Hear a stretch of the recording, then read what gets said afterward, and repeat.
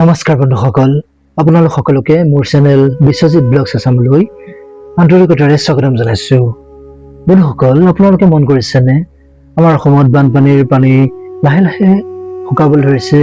কিছু কিছু ঠাইত আছে যদিও লাহে লাহে শুকাইছে, কিন্তু হস্পিটেলবোৰত ৰোগীৰ ভিৰ কিয় বাঢ়ি গৈছে? এনে সময়ত বহুতৰে মনৰ ধাৰণা হয় যে পানী কমি গ'ল মানেই আমাৰ বিপদ একেবাৰে শেষ হ'ল, বিপদ পাৰ হৈ গ'ল। কিন্তু স্বাস্থ্য বিশেষজ্ঞসকলৰ মতে আচল মহামাৰীৰ বিপদটো পানী শুকোৱাৰ পিছতহে আৰম্ভ হয়। গতিকে আজিৰ এই ভিডিঅ'টোত আপোনালোকক মই এই ভিডিঅ'ত চেষ্টা কৰিম বুজাবলৈ বিচাৰিছোঁ যে বানপানীৰ পিছত আমাৰ ডায়েৰিয়া, মেলেৰিয়া আৰু জণ্ডিছৰ দৰে মাৰাত্মক ৰোগবোৰ আচলতে আমাৰ মাজত কেনেকৈ বিয়পি পৰে, কেনেকৈ বিয়পিবলৈ ধৰে। গতিকে ভিডিঅ'টো বৰ্তমান সময়ৰ বাবে অতি প্ৰয়োজনীয়। গতিকে অকণমানো স্কিপ নকৰাকৈ ভিডিঅ'টো শেষলৈকে চাবলৈ চেষ্টা কৰিব। বন্ধুসকল, প্ৰথমে কথা পাতোঁ ডায়েৰিয়া, কলেৰা আৰু টাইফয়েডৰ বিষয়ে। বানপানীৰ সময়ত আমাৰ নদী, নলা, নৰ্দমা আৰু শৌচাগাৰৰ সকলো পানী, লেতেৰা পানী একেলগে মিহলি হৈ পৰে পানীৰ সৈতে। পানী যেতিয়া শুকাবলৈ ধৰে, এই লেতেৰা বেক্টেৰিয়াবোৰ মাটি আৰু আমাৰ খোৱা পানীৰ উৎস যেনে কুঁৱা বা দমকলৰ পাইপৰ ভিতৰলৈ সোমাই পৰে। আমি ওপৰেৰে পানী চাফা দেখোঁ, পানীখিনি আমি ওপৰৰ পৰা চাফাই দেখোঁ, কিন্তু তাৰ ভিতৰত লাখ লাখ মাৰাত্মক ভাইৰাছ সোমাই থাকে। এই দূষিত পানী খোৱাৰ বাবে, এই পানীখিনি খোৱাৰ পাছত বা ইয়াৰে বাচন বৰ্তন ধোৱাৰ বাবেও আমাৰ ডায়েৰিয়া আৰু টাইফয়েড অতি ক্ষিপ্ৰতাৰে এখন ঘৰৰ পৰা বা এজনৰ পৰা আনজনলৈ, এখন ঘৰৰ পৰা আন এখন ঘৰলৈ বিয়পিবলৈ ধৰে। এতিয়া আহোঁ মেলেৰিয়া, ডেংগু আৰু জাপানীজ এনকেফেলাইটিছৰ কথালৈ। বন্ধুসকল, বানপানীৰ পানী সম্পূৰ্ণৰূপে শুকাই নাযায়। আমাৰ ঘৰৰ আশে পাশে থকা গাঁত হওক বা সৰু পুখুৰী বা ড্ৰেইনবোৰত, নলা নৰ্দমাবোৰত এইবিলাক পানী জমা হৈ থাকে।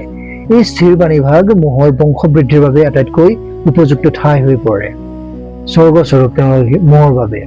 মাত্ৰ কেইটামান দিনৰ ভিতৰতে হাজাৰ হাজাৰ মাইকী এনফ্লেছ আৰু এডিছ মহৰ জন্ম হৈ পৰে।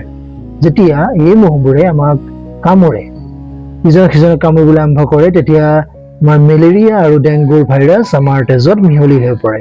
যিহেতু বানপানীৰ পিছত মহৰ সংখ্যা হঠাতে বহুত বেছিকৈ বাঢ়ি গুচি যায়, সেয়েহে এই ৰোগবোৰে অতি সহজতে মহামাৰীৰ ৰূপ ল'বলৈ ধৰে।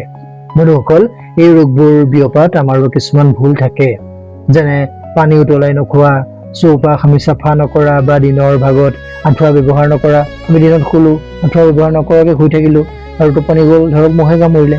ইয়াৰ পৰা বাচিবলৈ হ'লে আমি তিনিটা নিয়ম যেনে তেনে মানিবই লাগিব। যেতিয়াই হওক, প্ৰথমতে খোৱাপানী সদায় আপুনি খোৱাপানী কমেও 10 পৰা 15 মিনিট ভালদৰে উতলাই ঠাণ্ডা কৰিহে খাব। দ্বিতীয়তে, ঘৰৰ আশে পাশে থকা পানী, জমা হৈ থকা পানীত ব্লিচিং পাউডাৰ বা কেৰাচিন তেল ছটিয়াই মহৰ বংশ ধ্বংস কৰি দিয়ক। আৰু তৃতীয়তে, দিনতেই হওক বা ৰাতিয়েই হওক, আপুনি শোৱাৰ সময়ত যেতিয়াই শুৱে আপুনি আঁঠুৱা ব্যৱহাৰ কৰিব, নিশ্চয় কৰিব। আঁঠুৱা ব্যৱহাৰ কৰিবলৈ নাপাহৰিব। মোৰ অসমৰ কোনো এজন ভাই ভনী বা পৰিয়াল যাতে বানপানীৰ পিছতে এইবোৰ বেমাৰত পৰি কষ্ট পাবলগীয়া নহয়, তাৰ বাবেই মই এই সজাগতামূলক ভিডিঅ'টো বনাইছোঁ। গতিকে আপুনি ভিডিঅ'টো শ্বেয়াৰ কৰক। আপোনাৰ এটা শ্বেয়াৰে কাৰোবাৰ জীৱনটো ৰক্ষা কৰিব পাৰে।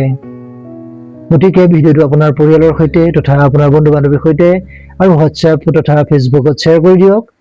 আজিৰ তথ্যখিনি কেনে লাগিল কমেণ্ট কৰি কমেণ্ট বক্সত নিশ্চয় জনাব। আপোনাৰ কমেণ্টে মোক যথেষ্ট উৎসাহ দিয়ে এনেধৰণৰ ভিডিঅ' বনাবৰ বাবে।